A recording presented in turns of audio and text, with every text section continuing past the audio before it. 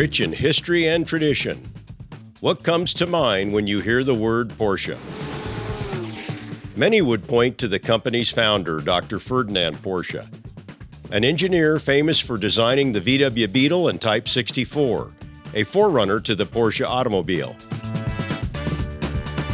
Some remember the Porsche 550 Spider, a true giant killer that earned countless victories in the 1950s. James Dean's ultimate demise in a 550 would only add to the car's mystique.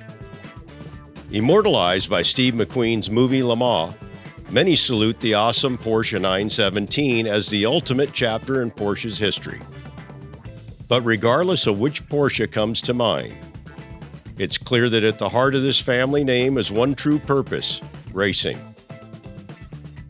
In this moment, we pause to highlight a special chapter in Porsche's legacy, a 934.5. Just how special is it? Being the very first 934.5 built by Porsche, some would say that makes it special enough. But this car goes far beyond that, as it was raced under the legendary Brumos Porsche name in one of the world's toughest endurance races. Let us begin this journey where it all began, the 1977 Sebring 12 Hours.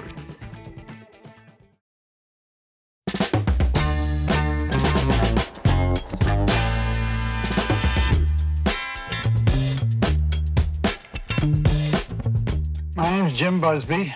I've been in this building for 50 years, building, driving, and managing racing cars.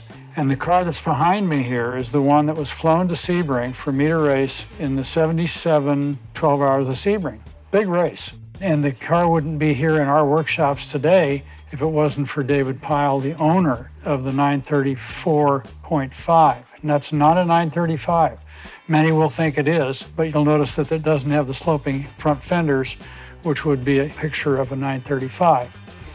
It looks more like a Carrera RSR, which I also raced and won races in, but it has a turbocharged engine.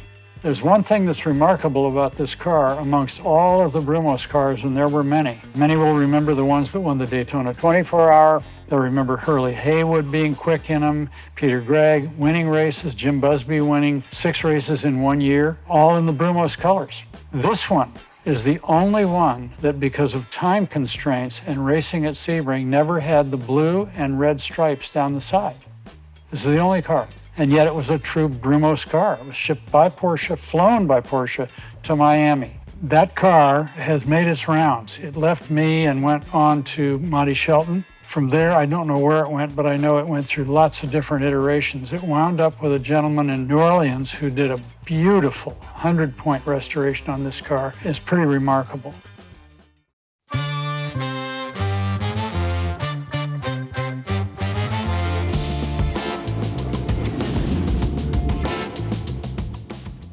So this car arrives, flown to Sebring by Porsche for me to drive along with Peter Gregg, my co-driver. But it arrives the morning of qualifying, an hour before we're scheduled to go out. When it didn't clear customs in Miami, we were not able to practice or get it to Sebring in time to do any changes or modifications whatsoever. It didn't come and get set up by my chief mechanic and the other guys.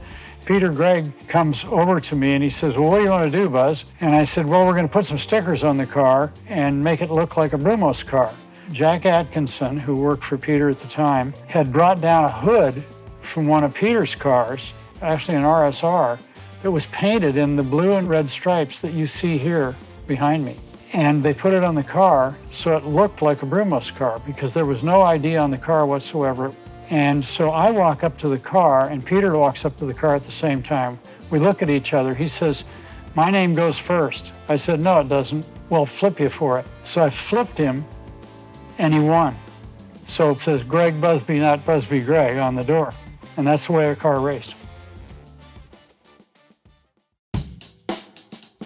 So when I got in this car to go out for qualifying, it was on the same tires that it had been tested on 2 days before in Weissach, Germany at the Porsche factory. I said, what do I do? They said, nothing. I said, where's the boost? They said, you'll see when you get out there. I said, well, you know, it's qualifying, so don't get in my way on this boost knob. I'm turning this thing up.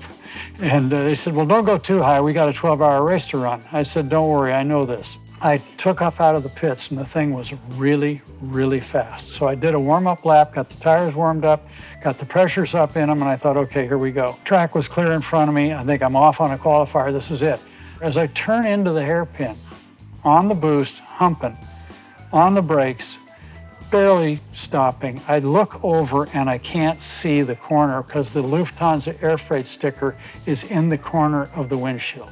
I have not bothered to look down in the lower right-hand corner and see the 14 by 6 inch Lufthansa air freight sticker, which is stuck right in the corner of the windshield, blocking all vision to the apex of the hairpin corner, which is crucial for the speed back out onto the back straight, which is a flyer. And if you're a good cheater, you cut that one and go all the way out onto the airstrip. You don't bother with apexing that corner and getting out to the verge of the road. You ignore it. What's the guy gonna do? Ignore the inside of the corner, put 2 wheels in the dirt and go straight across the dirt and then get a faster exit off the corner, which is exactly what I did, and put the car on the pole. It had never been raced. It had never been tested. It had never been worked on by a Brumos mechanic or anybody else. And the car sat on the pole with a record at the Sebring 12-hour race.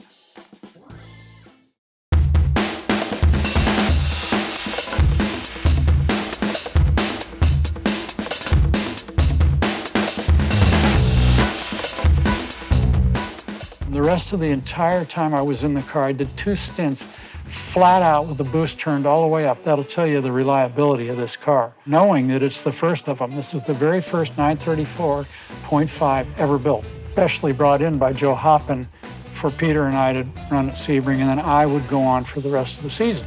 Peter and I then went on to lead that race from the get-go. We never relinquished the lead, even at pit stops. So here we come with about 3 hours left to race, maybe less. Peter's in the car. He calls in and he says, wheel fell off at the hairpin. And so I looked at Glenn, chief mechanic. He said, looks like somebody didn't get it tight.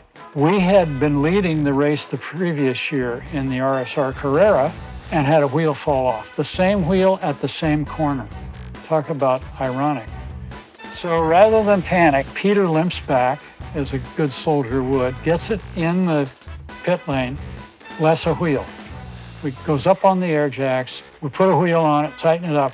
Not 4 wheels, 1 wheel. Now we've got a mismatched set of tires. Left front's different than the right. So as Peter says goodbye to me and sends me down the pit lane, he reaches across in front of me, and the radio was in a little thing we stuffed in there with tie wraps. And he takes the knob and he turns it as far as it'll go. Now there was no squelch on, so I didn't hear that. I just thought, okay, here we go. He was turning the radio on. Wrong. He was controlling me with the radio. Peter and I were a great combination of drivers because we were both quick and we both kept them between the lines.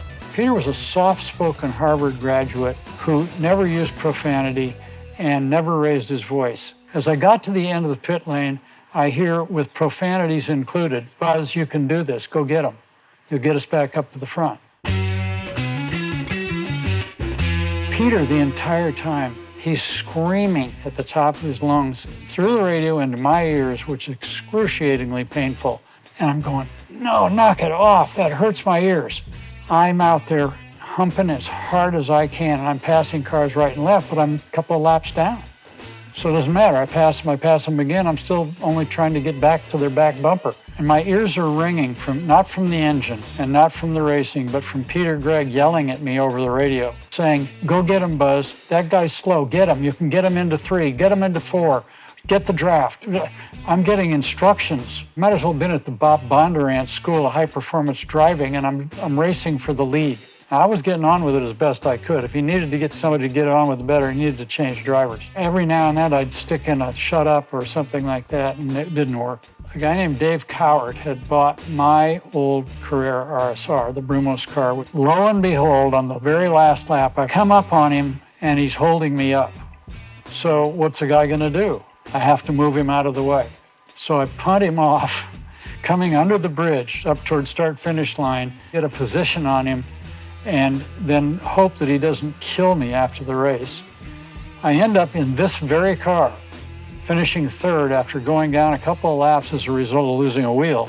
I beat this car to death to do that. I hit people, I over-revved it, I ran the boost off the map, and still set the lap record at Sebring, qualified on the pole, and led every lap of the race until a wheel came loose, which was our fault. The cart would have won the race going away. Nobody could run with us. I did everything I could do to either kill it or win. We didn't kill it and we didn't win, but we got damn close.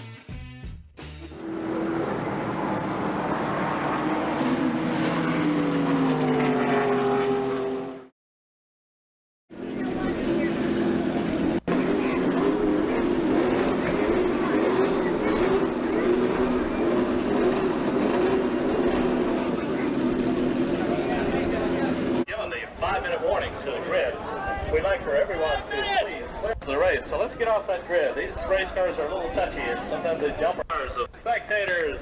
This race. We have a 1-minute warning. Mr. John Bishop and the operating chief steward Charlie Bennett on this big lap around the line.